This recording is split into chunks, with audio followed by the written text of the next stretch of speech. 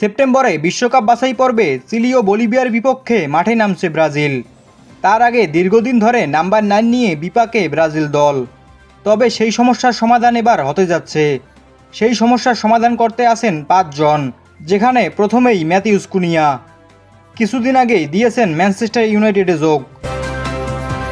তার আগে 2024-25 মৌসুমে উলফসের হয়ে 33 ম্যাচে করেছেন 15 গোল। আর তার এই দুর্দান্ত পারফরমেন্স নজরে আসে রুবেন আমোরিমের। আর তাই ব্রাজিলের হয়ে একাধিক ম্যাচ খেলা কুনাকে দলে ফেরায় অলরেড।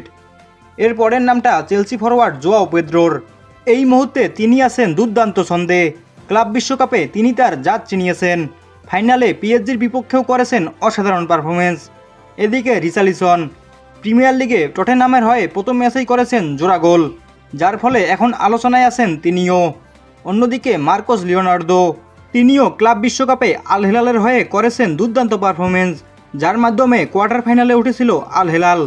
আলোচনায় আছেন রিয়াল মাদ্রিদের বিস্ময় বালক এনরিক।